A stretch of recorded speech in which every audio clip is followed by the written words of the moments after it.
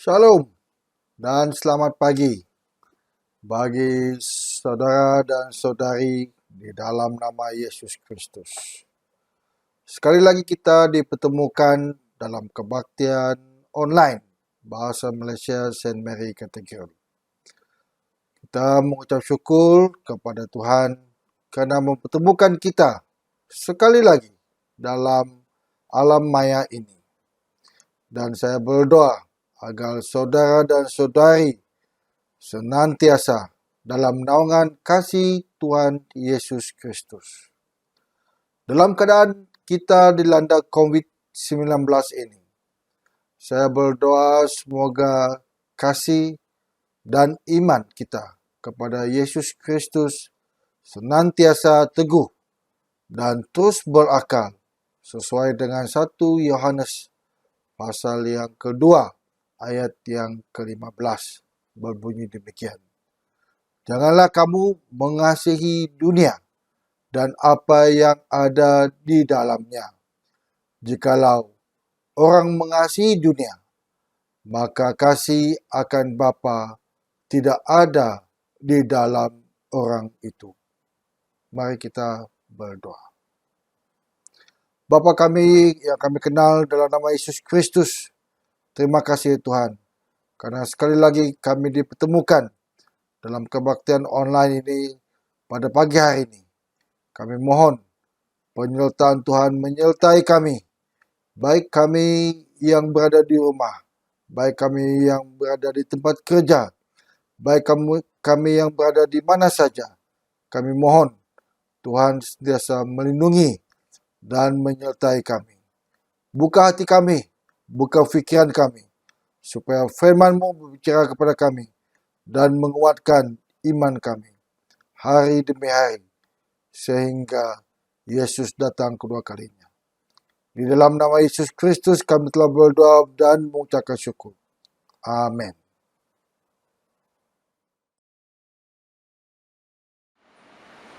Haleluya. Kita mau memuji Tuhan pada pagi hari ini dengan lagu Kasih Karunia-Mu ya Tuhan. Mari kita bertepuk tangan bagi Tuhan. Haleluya. Dimanapun Anda berada pada saat ini, mari kita menari, gerak-gerakkan tubuh Anda. Mari kita menari bagi Tuhan. Katakan bersama. Kasih karunia-Mu ya Tuhan, indah dan luar biasa. Kasih karunia-Mu ya Tuhan, indah tiada bandingan.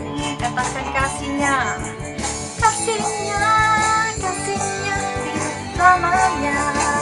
Ku mau memuji-Mu ya Tuhan dengan segenap hatiku. Ku mau menyembah-Mu ya Tuhan dengan roh tubuh jiwaku. Kasih-Nya, kasih-Nya kekal selamanya. Katakan bersama, soraklah, soraklah, haleluya, soraklah, haleluya, oh soraklah, haleluya, soraklah, haleluya, soraklah, haleluya, soraklah, haleluya, oh kasih-Nya, kasih-Nya kekal selamanya.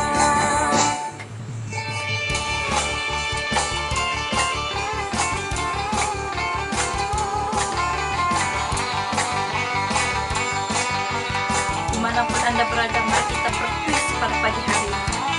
Haleluya Tuhan.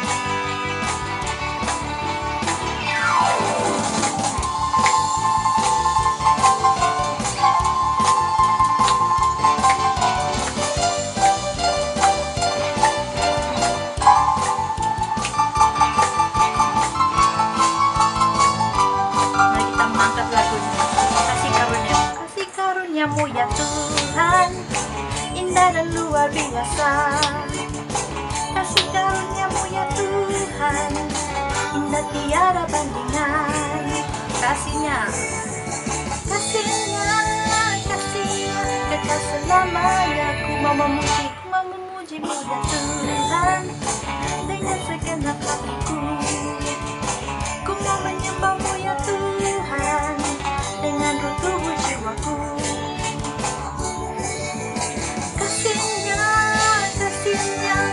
selamanya. Bersoraklah, soraklah, haleluya. Soraklah, haleluya. Oh, soraklah, haleluya. Soraklah, haleluya. Soraklah, haleluya. Soraklah, haleluya. Oh, kasihnya, kasihnya kekal selamanya. Sekali lagi. Soraklah, haleluya. Soraklah, haleluya. Soraklah, haleluya. Soraklah, haleluya. Soraklah, haleluya. Soraklah, haleluya. Oh, kasihnya, kasihnya kekal selamanya. Kasihnya, kasihnya kekal selamanya. Soraklah, haleluya. Sekali lagi. Soraklah, haleluya.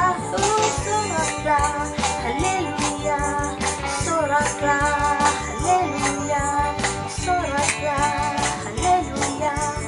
Soraklah, haleluya. Kasihnya, kasihnya kekal selamanya. Kasihnya, kasihnya, kasihnya kekal selamanya.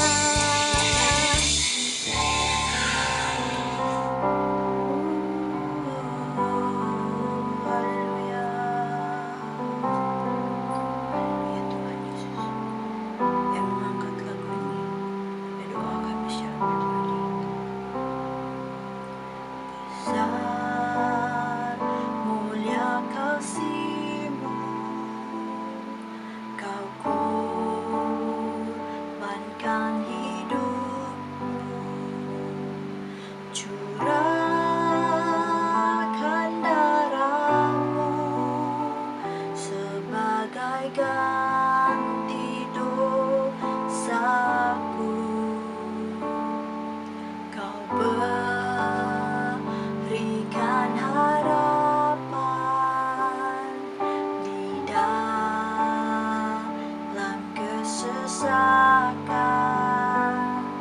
Agunglah perbuatan-Mu, Yesus Tuhan penebusku. Karena kasih-Mu yang selamatkanku, menyucikan dan menebus hidupku. Ku naikkan syukur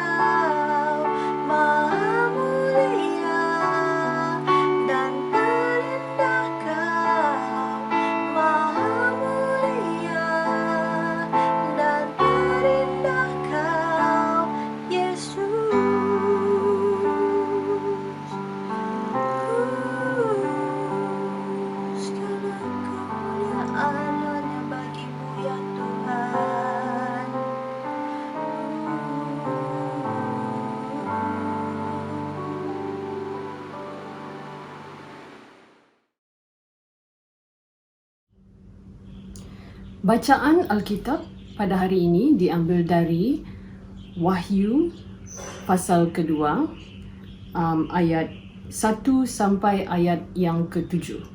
Ayat 1 sampai ayat ke-7. Surat kepada jemaah di Efesus. Tulislah surat ini kepada malaikat jemaah di Efesus. Inilah perkabaran daripada Dia yang memegang 7 buah bintang pada tangan kanannya dan yang berjalan di antara 7 buah kaki pelita daripada emas. Aku mengetahui apa yang telah kamu lakukan. Aku tahu bahawa kamu bekerja keras dan tabah menanggung penderitaan. Aku tahu bahawa kamu tidak tahan lagi dengan orang jahat. Kamu sudah menguji orang yang mengaku diri mereka rasul padahal bukan. Dan kamu sudah mendapati mereka pendusta. Kamu tabah menanggung penderitaan. Kamu sudah menderita kerana aku. Dan kamu tidak putus asa. Tetapi aku mencela kamu tentang hal ini. Kamu tidak mengasihi aku lagi seperti ketika kamu mula-mula percaya kepadaku. Ingatlah betapa dalamnya kamu sudah jatuh ke dalam dosa. Bertaubatlah daripada dosa kamu dan lakukanlah apa yang kamu lakukan ketika kamu mula-mula percaya kepadaku. Jika tidak, aku akan datang kepada kamu dan menyingkirkan kaki pelita kamu dari tempatnya. Tetapi ada sesuatu yang baik pada kamu. Kamu membenci perbuatan pengikut Nikolaus yang juga aku benci. Ayat ke-7. Jika kamu bertelinga, dengarkanlah apa yang dikatakan oleh Roh Allah pada jemaah. Inilah firman Tuhan. Pembacaan kita pada hari ini dipetik daripada 1 Korintus pasal 13 ayat 1 hingga yang ke-10 di bawah tajuk kasih. Meskipun aku dapat bercakap dalam pelbagai bahasa manusia, bahkan dalam bahasa malaikat sekalipun, tetapi jika aku tidak mengasihi orang lain, maka kata-kataku hanya seperti bunyi bising yang tidak bermakna. Meskipun aku mempunyai karunia untuk menyampaikan perkabaran daripada Allah dan memahami hal-hal yang dalam serta hal-hal yang tersembunyi, dan aku juga sangat percaya kepada Allah sehingga dapat mengalihkan gunung, tetapi jika aku tidak mengasihi orang lain, maka aku tidak berguna. Meskipun aku mendermakan semua milikku kepada orang miskin dan menyerahkan diriku untuk dibakar, tetapi jika aku tidak mengasihi orang lain, maka semua itu tidak berfaedah bagiku. Sesiapa yang mengasihi orang lain, sabar dan baik hati, dia tidak iri hati, tidak bercakap besar dan tidak sombong. Dia tidak berkasar, tidak mementingkan diri sendiri, tidak cepat tersinggung dan tidak mendendam. Sesiapa yang mengasihi orang lain tidak gembira dengan kejahatan, tetapi dia gembira dalam kebaikan. Dia tahan menghadapi segala sesuatu dan mempercayai orang lain, tidak hilang harapan dan sentiasa bersabar. Orang perlu sentiasa mengasihi orang lain sekiranya sekarang ada orang yang dapat menyampaikan perkabaran daripada Allah. Tetapi hal itu hanya untuk sementara. Sekarang ada yang mempunyai karunia yang bercakap dalam pelbagai bahasa yang ajaib. Tetapi hal itu akan berakhir juga. Sekarang ada orang yang mengetahui banyak hal yang dalam, tetapi semua itu pun akan dilupakan. Hal itu demikian kerana pengetahuan kita dan kebolehan kita untuk menyampaikan perkabaran daripada Allah kurang sempurna. Ayat yang terakhir. Tetapi apabila Allah membuat semuanya sempurna, maka yang tidak sempurna akan lenyap. Inilah firman Tuhan. Salam saudara yang dikasihi dalam Yesus Kristus. Masa kita sekarang untuk mendengar firman Tuhan. Sebelum saya meneruskan penjelasan daripada firman Tuhan yang dibacakan tadi, perlu diingatkan dulu sepanjang 7 minggu yang akan datang ini, kita akan fokus belajar daripada kitab Wahyu, terutamanya secara spesifik kita akan belajar mesej yang dikandung dalam surat yang ditulis oleh Yesus sendiri kepada ketujuh jemaat di Asia kecil seperti yang direkodkan oleh Rasul Yohanes di dalam kitab Wahyu. Jadi sesuai dengan apa yang dibacakan tadi, fokus kita pertama-tama pada pagi ini adalah kita mau mengetahui apakah mesej Tuhan Yesus kepada gereja yang pertama, yaitu Efesus. Oke, jadi sepanjang 7 minggu akan datang ini, apakah mesej yang kita boleh pelajari daripada ketujuh mesej Tuhan Yesus kepada ketujuh gereja di Asia Kecil. Jadi pada pagi ini saudara, di dalam Wahyu pasal yang kedua, ayat yang ketujuh dan ayat pertama sampai yang ketujuh, kita telah bacakan tadi. Jadi untuk mengerti mesej ini, maka kita akan lihat salah satu tema yang kita rasa sesuai untuk kita perhatikan. Jadi tema kita pada pagi ini yaitu lakukan pelayanan Tuhan bersungguh-sungguh tetapi tiada kasih. Ya, jadi ulang sekali lagi sementara kita lihat dalam skrip. Lakukan pelayanan Tuhan bersungguh-sungguh tetapi tiada kasih. Ya, mungkin penjelasan sedikit tentang tajuk ini ialah ya kita melayani Tuhan dengan sungguh-sungguh. Ya, dari A sampai Z tidak ada yang terkecuali. Kita melakukannya dengan tertib, kita melakukannya dengan sungguh-sungguh. Tetapi akhirnya didapati kita sebenarnya tidak ada kasih yang sungguh-sungguh kepada Tuhan Yesus. Nah, inilah yang kita dapat rumuskan daripada pembacaan kita dari Efesus pasal yang kedua ayat 1 sampai yang ke-7, khusus kepada gereja di Efesus. Jadi mari kita perhatikan teks kita pada hari ini. Tetapi sebelum itu kita mau melihat latar belakang seluruh kitab Wahyu dulu, supaya kita dapat faham apa yang kita akan belajar daripada ketujuh gereja ini. Nah, pengetahuan umum ataupun latar belakang kitab Wahyu ialah kita tahu bahwa pencatatnya ataupun penulisnya ialah Rasul Yohanes sendiri. Kita boleh lihat di dalam Wahyu pasal yang pertama ayat 1 dan 2. Ya, dikatakan di sana waktu Yesus mewahyukan wahyu ini kepada Yohanes, dikurniakan kepada Yohanes, Rasul Yohanes untuk menulisnya. Oke, jadi dia yang mencatatkannya dan Yesus sendiri yang mewahyukannya. Nah, di mana Yohanes Pembaptis, bukan Yohanes Pembaptis, di manakah Rasul Yohanes ini menulis surat ini, menulis kitab Wahyu ini? Sebenarnya dia sedang berada di satu pulau. Kalau kamu perhatikan peta di screen, ada satu pulau yang kecil. Sebenarnya pulau ini sangat kecil, ya, hanya berbatu saja. Jadi dia sedang berada di Pulau Patmos. Tetapi soalannya ialah kenapa dia di Pulau Patmos? Ya, sebenarnya Yohanes ini sudah berumur sekitar 90 tahun. Lalu kenapa dia di Pulau Patmos waktu dia menerima wahyu dari Tuhan ini? Sebenarnya dia sedang berada di Pulau Patmos karena telah dibuang oleh pihak kerajaan ataupun pihak pemerintah dengan satu sebab. Ya, dia telah melakukan satu jenayah. Bagi kerajaan pada waktu itu, bagi masyarakat pada waktu itu, orang yang memerintah waktu itu ialah ini satu jenayah, yaitu karena memberitakan Injil. Yohanes memberitakan Injil keselamatan Yesus Kristus. Jadi oleh karena dia memberitakan Injil keselamatan, maka dia ditangkap. Sebab waktu itu memang orang Kristen pada zaman ini sentiasa dianiaya dan sentiasa juga mendapat tentangan dan yang paling hebat, sehingga ada yang dibunuh, ada yang dipenjara, malah ada yang dibuang seperti ini. Oleh saya percaya Yohanes ini sudah berumur 90 tahun, maka jadi cara yang paling sesuai untuk dia untuk mendapat hukuman adalah simpan dia di Pulau Patmos, ya, dibiarkan mati sebenarnya. Nah, waktu dia berada di sini dia menerima wahyu. Jadi saudara, satu perkara yang kita boleh belajar di sini ialah gara-gara Yohanes ini memberitakan Injil dan juga orang-orang Kristen yang sezaman dengan dia, maka mereka didapati bersalah. Dalam kata lain, adalah suatu jenayah untuk memberitakan Injil. Adalah suatu jenayah untuk bercakap tentang Tuhan Yesus. Oke, itu sudah berlaku pada abad yang pertama nih. Ini penghujung abad yang pertama. Oke, jadi saudara, kita juga perlu bersedia juga sesuai dengan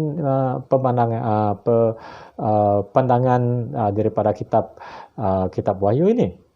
Kita perlu bersiap juga karena memang sudah tiba masanya kita sudah mengalami hal ini. Gara-gara kita menjadi orang Kristen, kita dianggap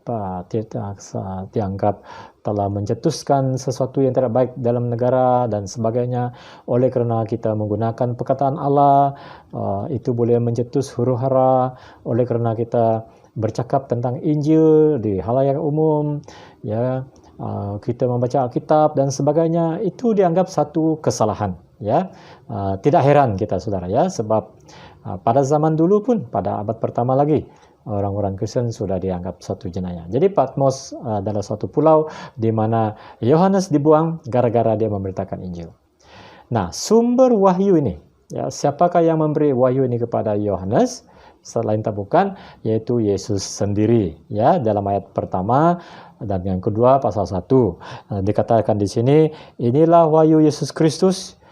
Nah, di sana inilah wahyu Yesus Kristus. Oke, Yesus Kristus yang mewahyukan ini. Yesus Kristus yang datang berjumpa dengan Yohanes ini untuk untuk menyampaikan message ini. Sebab message ini penting, sebab apa yang akan berlaku sesuai dengan apa yang Yesus katakan kepada Yohanes. Ya, yang dikaruniakan Allah kepadanya supaya ditunjukkannya kepada hamba-hambanya apa yang harus segera terjadi. Oke, ini suatu wahyu, apa yang akan terjadi, segera terjadi. Dan oleh malaikatnya yang diutusnya, ia telah menyatakannya kepada hambanya, yaitu Yohanes. Oke, jadi jelas dalam ayat 1 dan 2, pasal 1, bahwa wahyu ini adalah daripada Yesus sendiri. Yesus sendiri datang, menampakkan diri, menjelma, membuat Yohanes melihat dia, dan Yesus sendiri berbicara kepada Yohanes Baptis. Yohanes ini.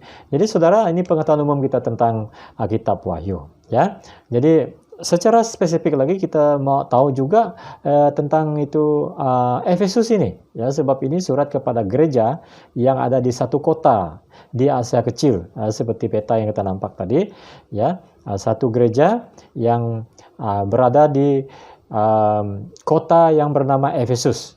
Jadi kita perlu tahu itu kota Efesus dulu. Nah, Efesus adalah ibu kota Empire Roma sebelah wilayah timur. Ya, di sebelah barat adalah ibu kotanya adalah Roma.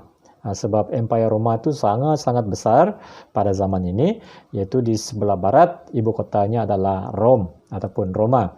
Lalu sebelah timur adalah Efesus. Nah, Efesus ini kenapa dipilih? Sebab Efesus ini adalah suatu pusat perdagangan yang hebat. Ya, apa saja urusan bisnis perdagangan di sebelah timur itu pusatnya adalah Efesus, ya, suatu center, pusat untuk segala perdagangan.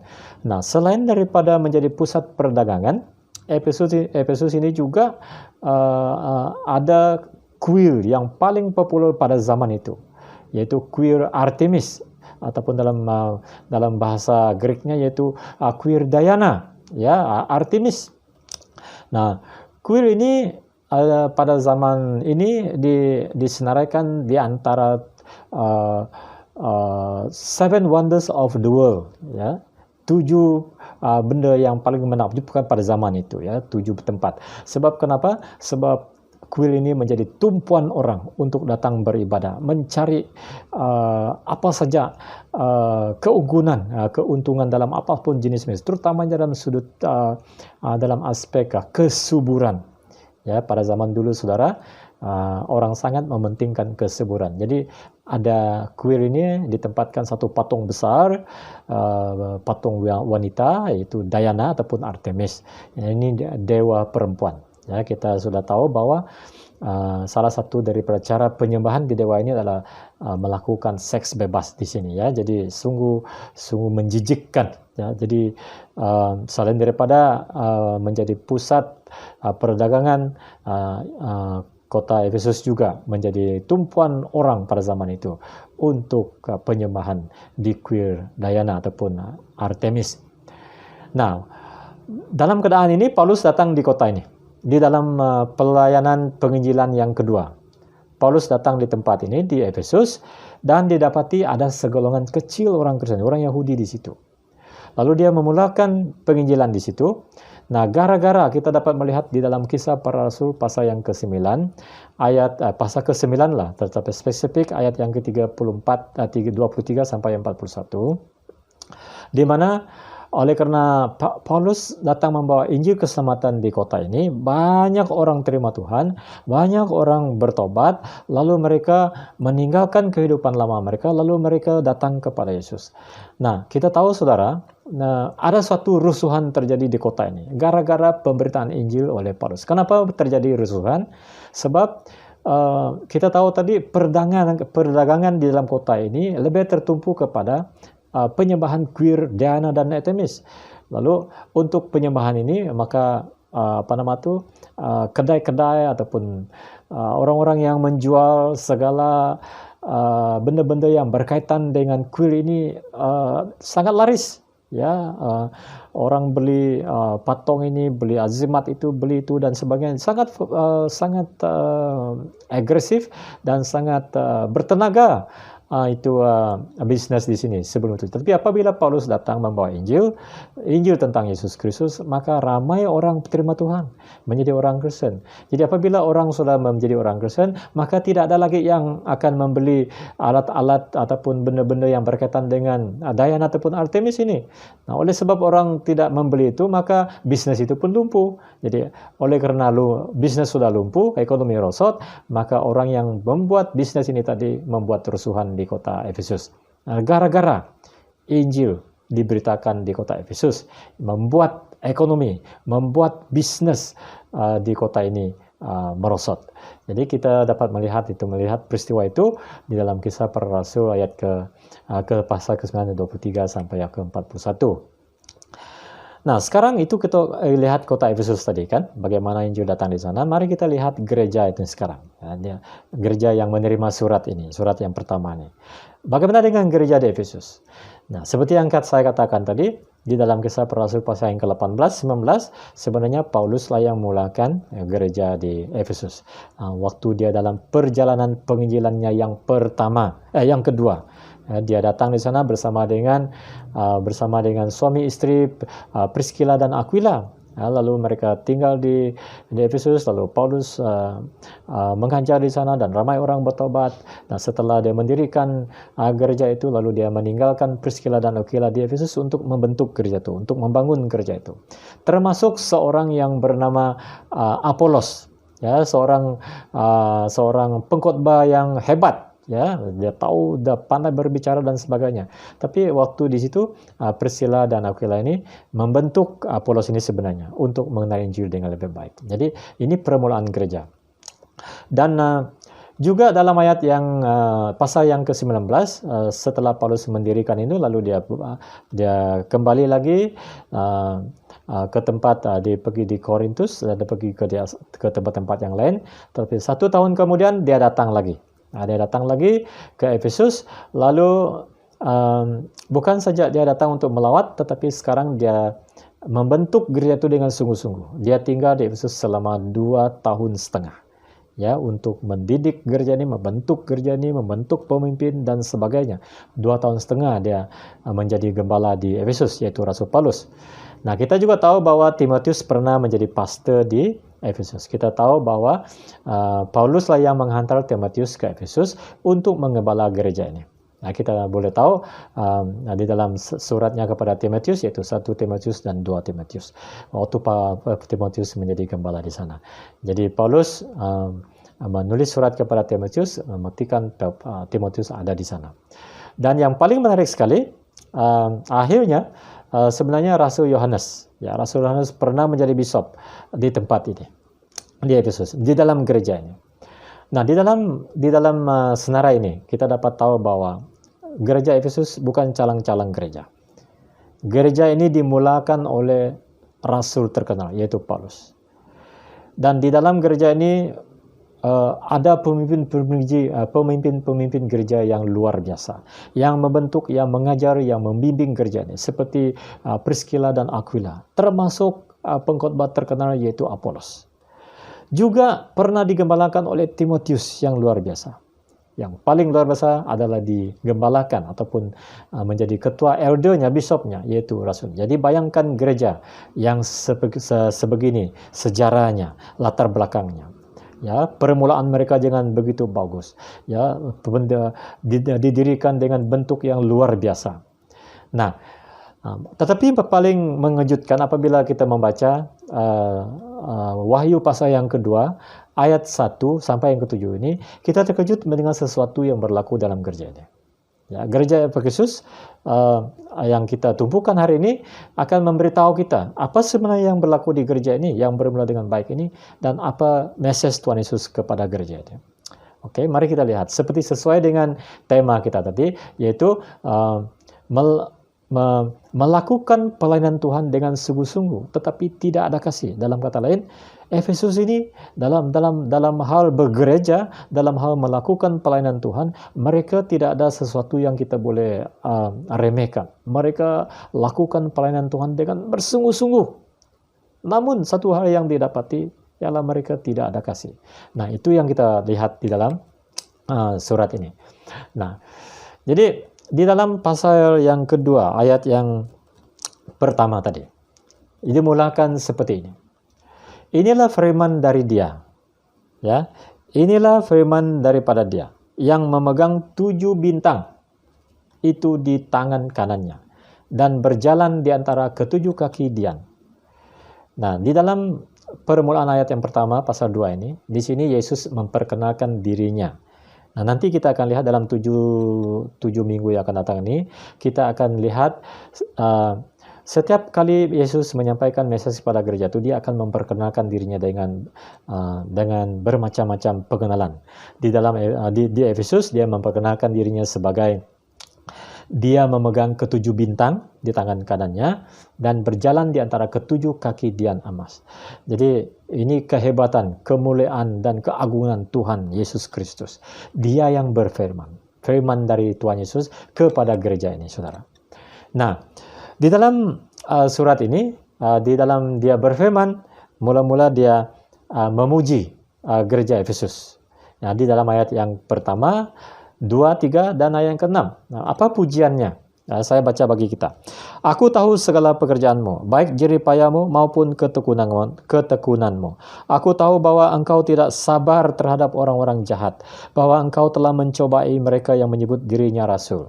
Tetapi yang sebenarnya tidak demikian, bahwa engkau telah mendapati mereka pendusta. Dan engkau tetap sabar dan menderita oleh kerana namaku, dan engkau tidak mengenal lelah. Namun demikian, aku mencela kau. Jadi kita lihat ayat yang ke-6 dulu. Tetapi ini yang ada padamu, yaitu engkau membenci segala perbuatan pengikut-pengikut Nikolaus yang ku benci juga. Nah, di dalam message Tuhan Yesus kepada gereja di Efesus, dia bermula dengan pujian dulu. Ya, ada hal yang baik yang didapati, yang dilakukan oleh gereja di Efesus. Ya, mereka bekerja dengan baik, sibuk bekerja untuk Yesus. Ya, mari kita lihat persatu-satu. Ya, bersemangat, bertenaga dalam semua pelayanan dan berpegang pada doktrin yang benar. Ini benda yang harus dipuji. Ya, tidak boleh dinafikan. Memang ini ada di gereja Efesus. Jemaat Efesus melakukan ini. Mereka bersemangat melayani Tuhan, mereka bertenaga melayani Tuhan, dan mereka berpegang kepada doktrin yang benar, doktrin yang ortodok. Ya, jangan main-main dengan gereja di Efesus. Mereka sungguh-sungguh melayani Tuhan, dan bersungguh-sungguh semangat bertenaga, dan juga yang paling utama, mereka berpegang kepada doktrin yang benar, yang paling ortodok. Nah, ini yang Yesus dapati daripada mereka. Yesus tahu apa yang mereka lakukan. Dia tahu mereka bekerja keras untuk Tuhan. Mereka bekerja keras, ya. Mereka lakukan apa saja pelayanan, jerih payah mereka. Dan juga mereka bertekun, ya, mereka bertekun di dalam apa saja yang telah Tuhan berikan kepada mereka. Bertekun dalam apa? Ya, walaupun mereka dicobai, Walaupun mereka melalui banyak penderitaan, penganiayaan dan juga cabaran daripada masyarakat yang membenci Injil, tetapi mereka tetap tekun di dalam pelayanan mereka. Ya, selain daripada bertekun, mereka tidak tahan dengan orang jahat. Maksudnya di sini ialah memang ada banyak orang jahat, banyak orang yang tidak ikut Injil, yang tidak hidup seperti Injil, seperti apa yang dilapati dalam Injil. Jadi mereka tidak mau berkompromi dengan orang jahat. Jahat memang jahatlah, ya. Jadi mereka tidak mau ambil bahagian dalam pekerjaan dan perbuatan orang-orang jahat, ya. Mereka tidak tahan dengan mereka. Memang ditegur, diusir, dipersalahkan dan disebut sebagai salah. Ya, ini orang Kristen di jemaat di Efesus. Nah, selain daripada itu, mereka juga seperti yang kita katakan tadi, mereka sangat berpegang kepada doktrin yang benar, ya, doktrin yang ortodok. Jadi oleh demikian, karena mereka fasih dengan Alkitab, mereka tahu tentang doktrin mana yang betul dan salah, maka mereka tidak bertoleransi dengan rasul-rasul palsu. Ya, banyak orang datang di Efesus yang coba mengajar, dan orang di Efesus ini dapat mengenal pasti sama ada betul ataupun tidak. Jadi mereka dapat menguji sebarang orang yang datang mengajar. Jadi yang palsu mereka dapat kenal, lalu mereka buang. Jadi ini kebaikan, ini suatu pujian yang harus diberikan oleh Tuhan Yesus kepada gereja di Efesus. Dia katakan tadi, saya tahu segala pekerjaanmu. Ya, segala pekerjaanmu. Ya, dia tahu memang orang Kristen di Efesus ini mereka begitu rajin dan giat bekerja untuk Tuhan. Mereka tekun di dalam pelayanan mereka, tekun di dalam iman mereka, walaupun mendapat tentangan, penganiayaan dan juga tentangan dari masyarakat. Mereka juga tidak mau berkompromi dengan orang jahat, dan mereka tidak mau bertoleransi dengan rasul-rasul palsu. Bayangkan gereja seperti ini, saudara. Ya, apakah kita membayangkan diri kita? Bagaimana dengan gereja kita pada hari ini? Ya, apakah kita juga mempunyai sesuatu yang mirip, yang sama dengan gereja di Efesus? Ya, kita rajin bekerja. Ya, dalam keadaan apapun kita tetap berusaha bekerja. Ya, kita ambil contoh lah. Ya, sekarang ini cabarannya luar biasa bagi kita untuk bergereja, kan? Sukar sekali dalam pandemik seperti ini, ya, COVID-19 ini. Ya, tetapi walaupun COVID-19 ini menjadi halangan, tapi kita tidak putus asa untuk melayani. Ya, kalau kita tidak dapat pergi ke gereja pun, kita buat kebaktian online. Ya, jerih payah kita. Kamu tahu tak, waktu kita sedang mengikuti kebaktian pada pagi ini, di belakang, di sebalik kejayaan kita dalam kebaktian ini, ada orang yang bekerja keras untuk menjayakan rekaman kita ini, sehingga kita dapat bekerja untuk Tuhan. Jadi inilah yang ada, kerja keras untuk Tuhan, bertekun dalam iman kita, dan sebagainya.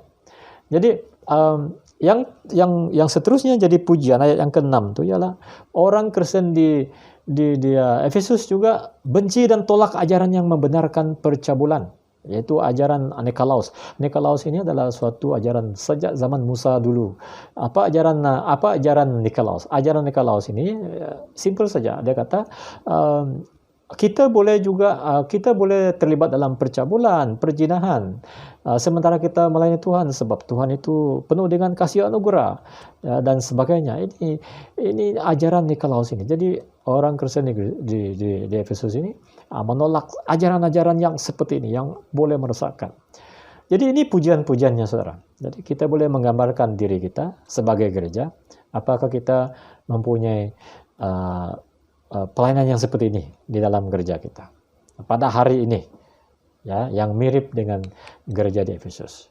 Namun yang paling sedihnya bagian yang kedua, yaitu dalam ayat yang keempat dan yang kelima, yaitu teguran Tuhan Yesus. Dia puji mereka tadi, rajin bekerja keras dan sebagainya. Namun ada sesuatu yang lebih jahat daripada apa dalam pujian itu. Dalam ayat yang keempat, namun demikian, aku, yaitu Yesus, mencela engkau, karena engkau telah meninggalkan kasih-Mu yang semula. Sebab itu ingatlah betapa dalamnya engkau telah jatuh. bertobatlah dan lakukanlah lagi apa yang semula engkau lakukan.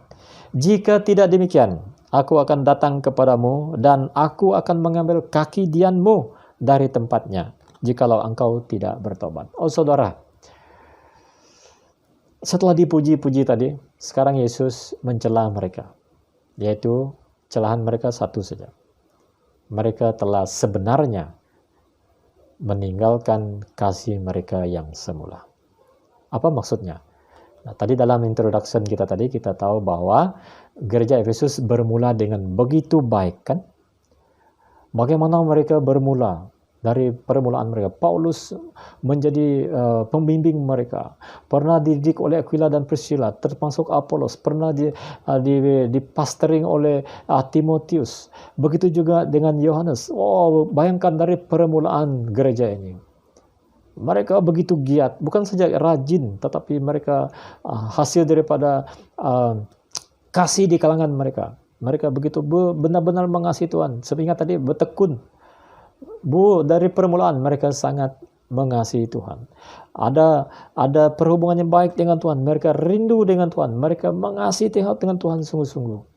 Tetapi sayang sekali dalam ayat yang kelima dikatakan, Tuhan Yesus mencela mereka. Ayat yang keempat tadi. Dia mencela mereka karena mereka telah meninggalkan kasih mereka yang semula. Ya, memang mereka nampak sibuk sekarang.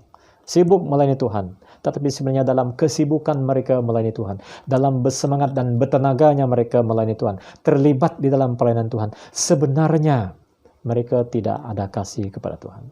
Mereka hanya melakukan tugas pelayanan itu sebagai menutup apa yang sebenarnya terjadi dalam hidup mereka. Saudara, ini sungguh menakutkan. Ini sungguh menakutkan kita, saudara. Ya, apakah dalam hal sibuk dan bertenaga melayani Tuhan, tetapi melalaikan atau tidak ada hubungan dengan Yesus, tidak mengasihi Yesus? Ini satu perkara yang perlu kita sebagai gereja dan juga sebagai individu perlu kita nilaikan. Ya, kita sibuk melayani Tuhan. Kita sibuk melakukan sesuatu yang ada kaitan dengan gereja. Apa saja kita lakukannya. Tetapi sebenarnya kita tidak ada hubungan dengan yang kita layani. Kita tidak ada hubungan dengan Yesus.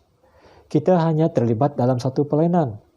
Saya hanya berkhotbah, tapi sebenarnya saya tidak mempunyai hubungan dengan Yesus. Saya bermain musik, tetapi sebenarnya saya tidak ada hubungan dengan Tuhan Yesus. Saya hanya menyanyi, saya hanya menari dan buat pelayanan yang lain. Tapi sebenarnya saya tidak ada hubungan dengan Yesus. Yesus yang saya layani itu sebenarnya tidak ada dalam hidup saya. Sungguh menyedihkan. Nah, ini yang berlaku dalam gereja di Efesus. Mereka sibuk dan bertenaga dan semangat dalam pelayanan Tuhan. Mereka pegang doktrin yang betul. Tetapi sebenarnya mereka tidak mengasihi Tuhan yang mereka layani. Mereka tidak ada hubungan dengan Yesus yang mereka layani. Nah, ini cabaran dan panggilan untuk jemaat Efesus. Dalam ayat yang kelima tadi. Sebab itu, ayat kelima, ingat nih baik-baik. Sebab itu, ingatlah betapa dalamnya engkau terjatuh. Bayangkan. Kita nampak sibuk. Jemaat di Efesus nampak sibuk dalam pelayanan. Pegang doktrin yang benar. Tetapi didapati mereka telah meninggalkan kasih yang mula-mula. Dan Yesus melihat itu sebagai betapa dalamnya mereka sudah jatuh. Sebab apa? Sebab tidak ada kasih. Nah, cabaran dan panggilan untuk jemaat Yesus agar kaki pelita tidak akan diambil daripada mereka. Pastikan kaki pelita tidak akan dicabut, tidak akan diambil daripada kamu. Dalam ayat yang kelima, ingatlah. Yesus berkata, ingatlah. Apa maksud ingat ini? Ingat itu berkaitan dengan pikiran, ya, dengan pikiran.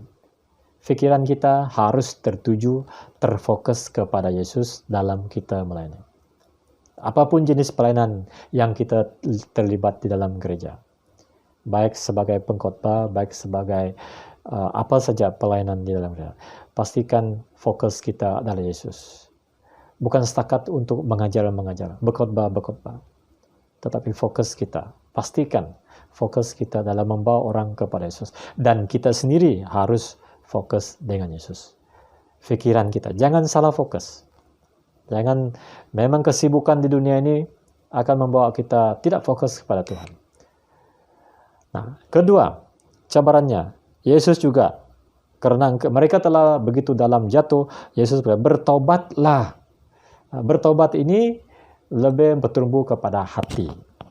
Hati harus diberi kepada Yesus. Sebab kalau kita melayani Tuhan, tetapi tidak ada hati kepada Tuhan, itu bahaya.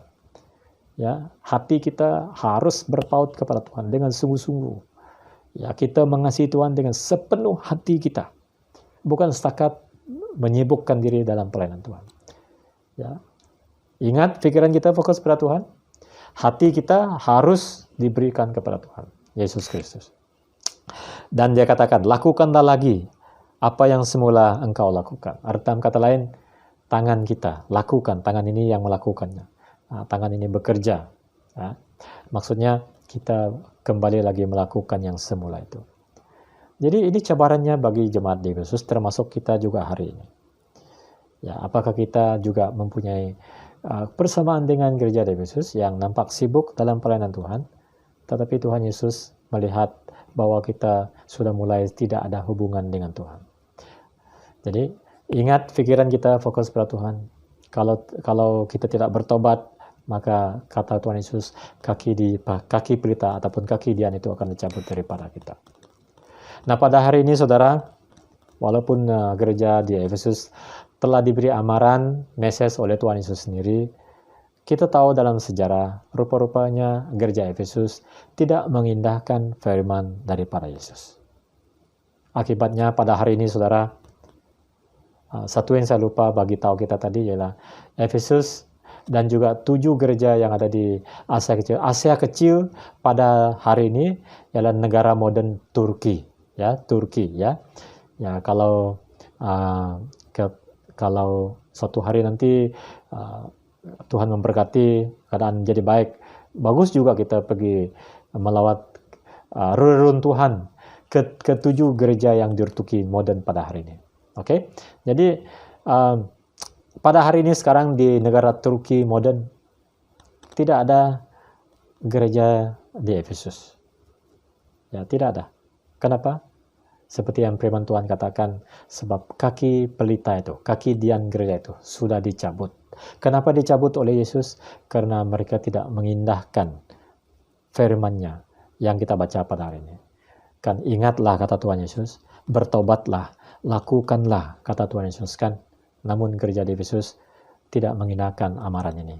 Akibatnya mereka tidak ingat, mereka tidak melakukannya, mereka tidak beri hati Tuhan, maka Tuhan mencabut dian itu. Maka kita lihat pada hari ini langsung tidak ada gereja di Efesus pada hari ini. Sudah disingkirkan mereka. Nah, panggilan bagi kita hari ini saudara, yaitu dalam ayat yang ke-7, siapa bertelinga, hendaklah ia mendengarkan apa yang dikatakan Roh kepada jemaat-jemaat. Barang siapa menang, dia akan kuberi makan dari pohon kehidupan yang ada di Taman Firdaus Allah. Jadi akhirnya Yesus berkata, kalau kamu bertelinga, dengarlah. Dengarkanlah. Sebab jika kamu mendengar, melakukannya, kamu akan menang. Jadi jika kamu akan menang, maka kamu akan menikmati makanan pohon kehidupan di Taman Firdaus Allah. Nah, sebab itu yang kita kehilangan kan. Kita ingat pohon yang di taman di mana Adam dan Hawa itu, pohon kehidupan itu di sana. Jadi kalau kita menang saudara, dalam tempo ini tuh saudara, kita akan menikmati buah pohon kehidupan itu. Nah, sebagai aplikasi bagi kita saudara pada pagi ini, saya ingin mengangkat 3 perkara sebagai aplikasi. Pertama, kebenaran doktrin yang benar harus seiring jalan bersama kasih. Nah, memang penting kita berpegang kepada doktrin ortodok, doktrin yang benar. Itu sangat penting, tidak boleh kita nafikan. Ya, kita menjaga firman Tuhan baik-baik, kita dapat menepis ajaran-ajaran palsu, kita dapat mengenal ajaran-ajaran palsu. Itu sangat bagus. Tetapi kalau kita hanya tahu doktrin yang benar saja, tetapi tidak ada kasih, tidak ada gunanya saudara. Seperti gereja di Efesus, Kita ingat gereja Efesus tadi kan, mereka berpegang kepada doktrin yang ortodok, tetapi didapati mereka tidak ada kasih. Jadi pada hari ini saudara, sebagai gereja, sebagai individu, peganglah kepada doktrin yang ortodok yang benar itu. Tetapi jangan lupa, lebih penting, yaitu kasih. Kedua, di dalam 1 Korintus pasal yang ke-13, di situ Paulus memberitahu gereja Korintus tentang kurnia-kurnia yang hebat-hebat. Kurnia iman yang luar biasa. Karunia perbuatan-perbuatan yang luar biasa. Tetapi Paulus kata, kurnia-kurnia Roh Kudus sehebat manapun, tanpa kasih tidak ada guna. Ya, apa gunanya saya mempunyai iman yang luar biasa? Saya berdoa disembuh, saya berdoa gunung itu pindah, tetapi sebenarnya tidak ada kasih, tidak ada guna, kata Paulus. Jadi saudara, mari kita gunakan karunia yang Tuhan berikan kepada kita. Kita mempunyai karunia masing-masing, tapi kita gunakan karunia itu dengan penuh kasih. Membangunkan orang. Jangan serta dengan kesombongan. Penuh dengan kasih. Dan yang terakhir, poin kita yang terakhir. Kita mengaku kita orang Kristen. Dan kita nampak terlibat hebat di dalam pelayanan Tuhan. Sibuk dalam pelayanan Tuhan. Tapi soalannya ialah, apakah kita melakukan semua pelayanan itu karena kita betul-betul mengasihi Yesus? Ataupun dalam kata lain, kita nampak sibuk di dalam pelayanan. Apakah kita melakukan pelayanan itu oleh karena kita ada hubungan yang baik dengan Tuhan? Jangan sekali, saudara, dalam kita terlibat dalam pelayanan, pastikan kita kau rapat dengan Tuhan. Kita kenal Dia dengan sungguh-sungguh. Ya, jadi itu satu perhatian yang bagi kita. Jadi, daripada gereja di Efesus, kita belajar. Tidak salah kita sibuk dalam pelayanan Tuhan, namun pastikan hubungan kita dengan Tuhan Yesus itu sentiasa terjaga. Fokus dengan Dia. Fokus dengan Dia. Mari kita berdoa. Bapa di surga, Yesus Kristus, kami bersyukur oleh karena Engkau telah mengajar kami pada hari ini. Engkau yang berfirman, Engkau yang telah memberi perintah ini kepada Yohanes, Engkau yang berbicara, ini firman-Mu. Ya Tuhan, cerminlah diri kami, selidikilah kami. Dalam kami sibuk melayani Engkau, menyusun segala program untuk melayani Engkau. Tuhan ingatkan kami, supaya kami juga mengasihi Engkau, kenal Engkau sungguh-sungguh, dan ada pergaulan dengan Engkau dengan baik. Jangan biar kaki Dian dicabut dari tengah-tengah kami, dan kami telah diselamatkan oleh Engkau. Dalam nama Tuhan Yesus kami berdoa dan mengucap syukur. Amin.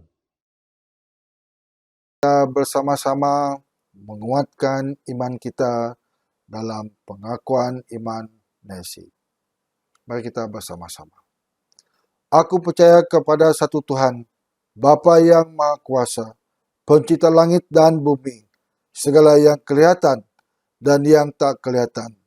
Dan kepada satu Tuhan, Yesus Kristus, Anak Tuhan yang tunggal, yang lahir dari Sang Bapa sebelum ada segala zaman. Tuhan dari Tuhan, terang dari terang.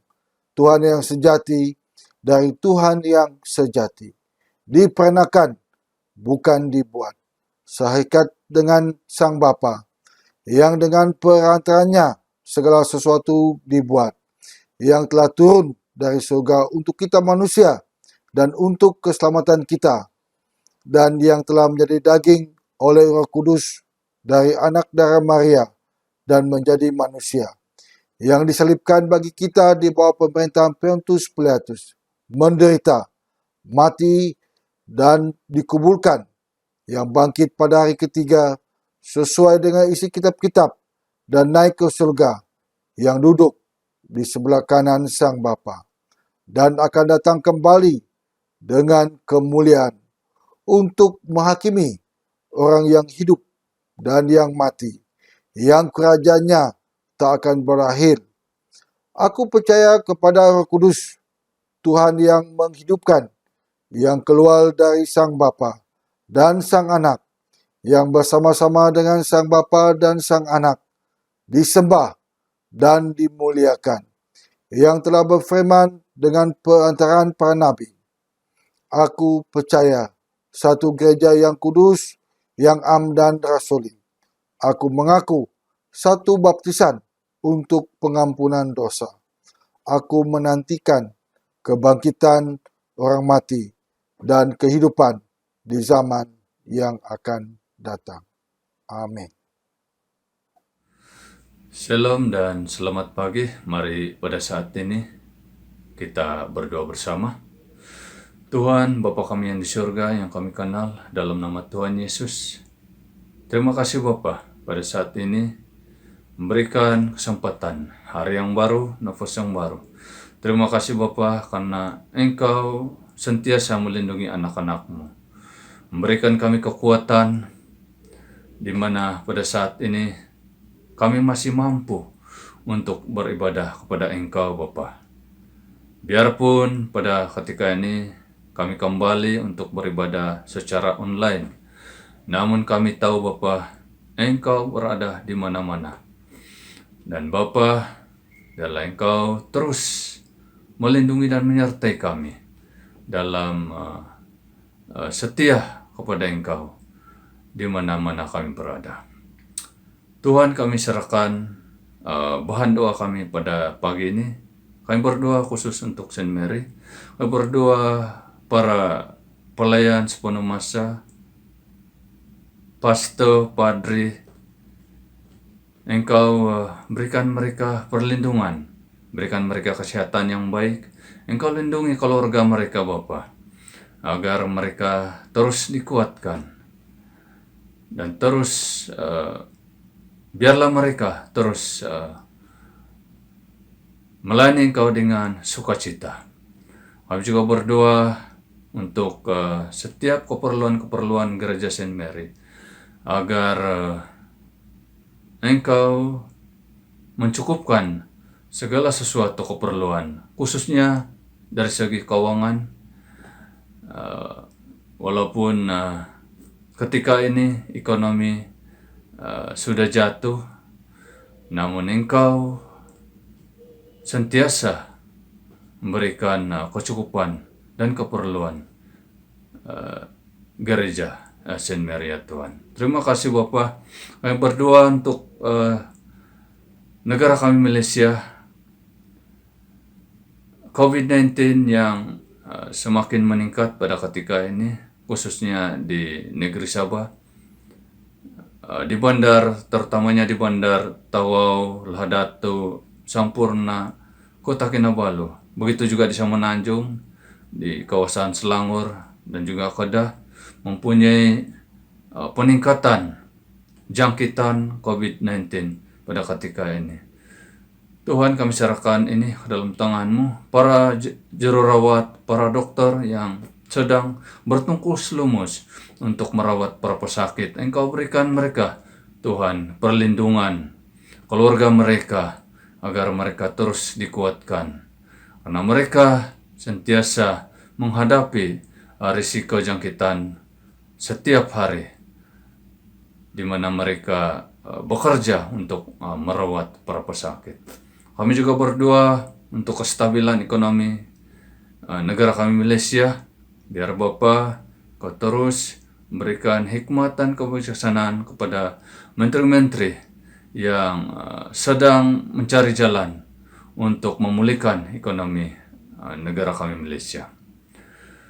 Tuhan, kami juga berdoa untuk para jemaat yang kurang sehat, tidak sehat pada ketika ini, baik dimanapun mereka berada, baik di rumah maupun di hospital, di mana-mana mereka berada.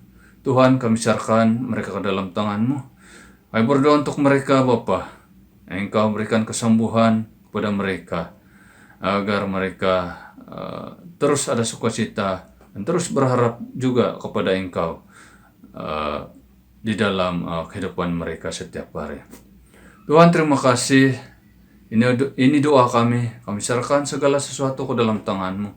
Hanya di dalam nama Yesus kami berdoa. Amin.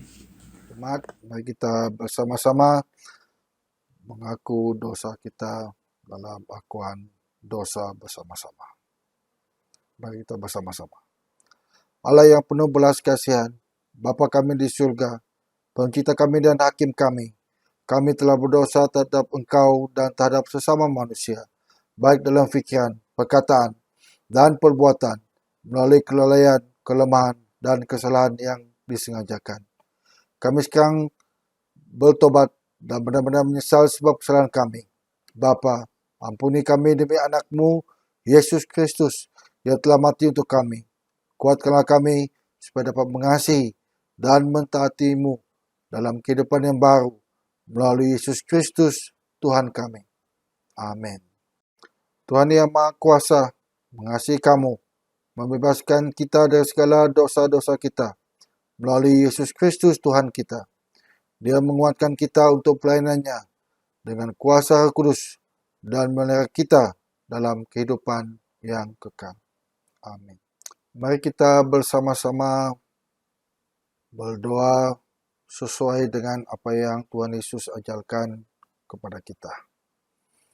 Mari kita bersama-sama dalam doa Tuhan. Bapa kami yang di surga, dikuduskanlah nama-Mu, datanglah kerajaan-Mu, jadilah kehendak-Mu di bumi seperti di surga.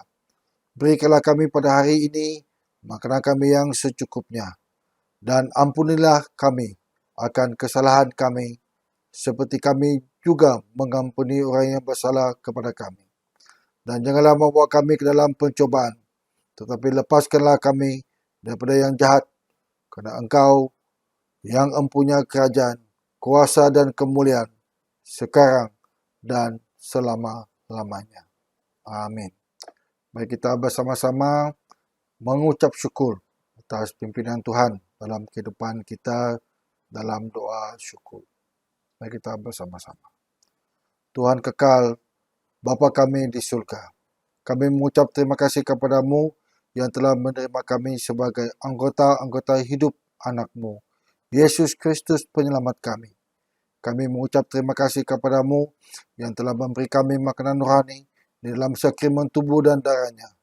Sekarang utuslah kami ke dalam dunia dengan damai, dan karuniakanlah kami kekuatan hati untuk mengasihi dan melayani Engkau dengan sukacita dan hati yang ikhlas. Amin.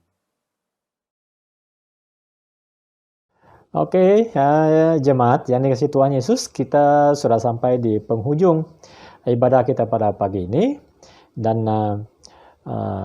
saya mengucapkan berbanyak terima kasih kepada tim yang telah bertugas lumus di belakang kejayaan kebaktian online kita. Ya, jadi terima kasih untuk kamu semua. Saya sadar dan saya tahu kamu telah bertugas lumus untuk melakukan pelayanan kamu masing-masing sehingga menjayakan pelayanan kita pada pagi ini. Saya tahu kamu telah menyiapkan diri, membuat rekaman, menyusunkannya dan sebagainya. Jadi saya tahu juga bahwa kamu melakukan semuanya itu adalah karena kamu sangat mengasihi Tuhan. Ya, sama seperti apa yang kita mau belajar pada pagi ini dalam khotbah tadi. Ya, orang Kristen di Efesus tadi sibuk dan karena mereka suka melakukannya, tetapi tidak ada kasih. Tapi bagi kamu, saya tahu kamu sangat mengasihi Tuhan. Terima kasih untuk kamu semua.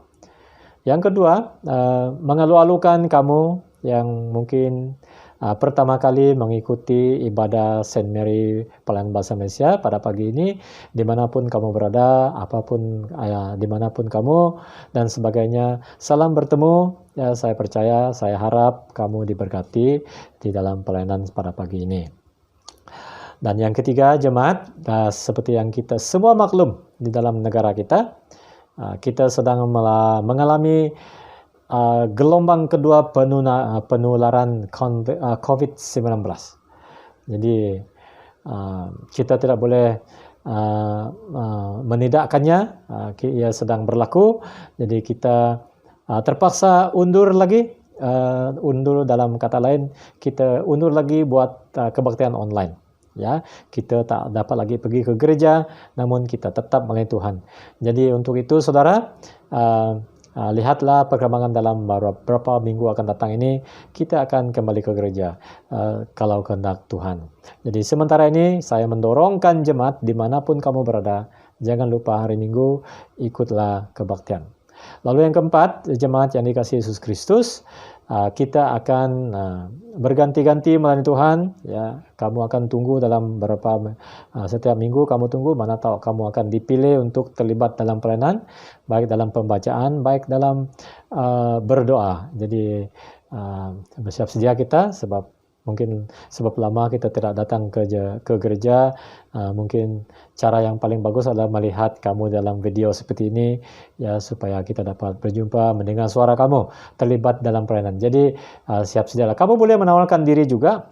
Kamu telepon saya ataupun kamu WhatsApp saya secara personal. Kamu beritahu, Pastor, saya ingin membaca minggu depan. Kamu beritahu supaya tak perlu saya susah-susah cari, ya.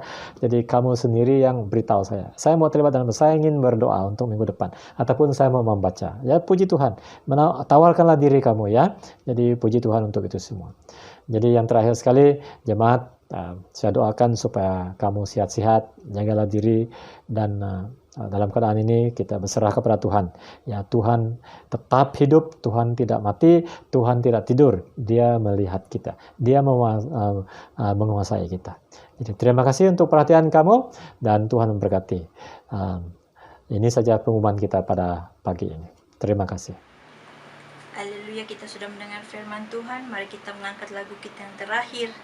Tanda kesyukuran kita, kasih Allah tak berkesudahan. Haleluya.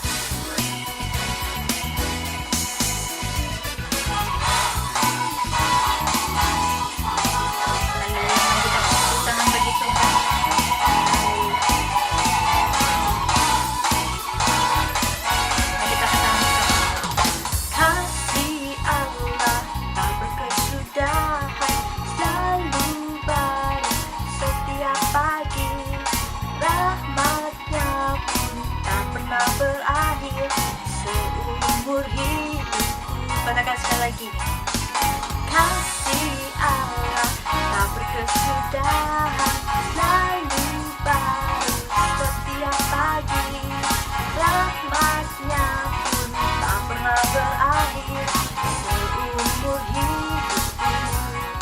Dengan sukacitaku kan menari, dengan sorak-sorai memuji, ku naikkan pujian. Haleluya, nyanyi bagi Sang Raja, nyanyi bagi Sang Raja. Kasih Allah tak berkesudahan, selalu baru setiap pagi. Rahmat-Nya pun tak pernah berakhir seumur hidupku. Kasih Allah tak berkesudahan, selalu baru setiap pagi. Rahmat-Nya pun tak pernah berakhir seumur hidupku. Dengan sukacita ku kan menari, dengan sorak-sorai memuji,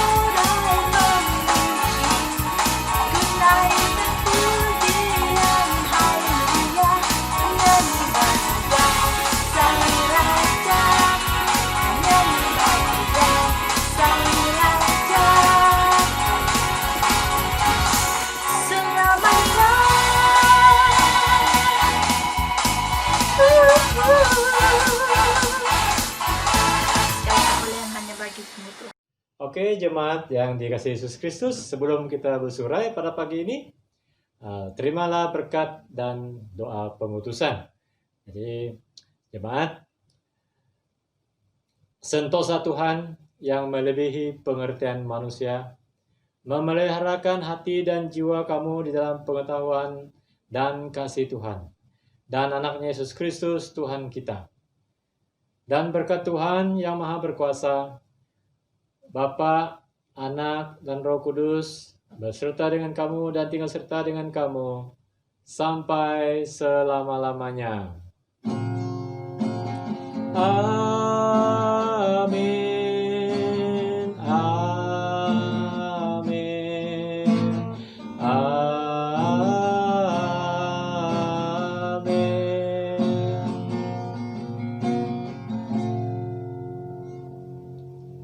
Jemaat, pergilah dengan damai sejahtera dan layanilah Tuhan.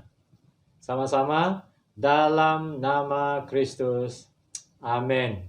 Oke jemaat, jika kehendak Tuhan, kita jumpa lagi online minggu depan. Haleluya. Amin.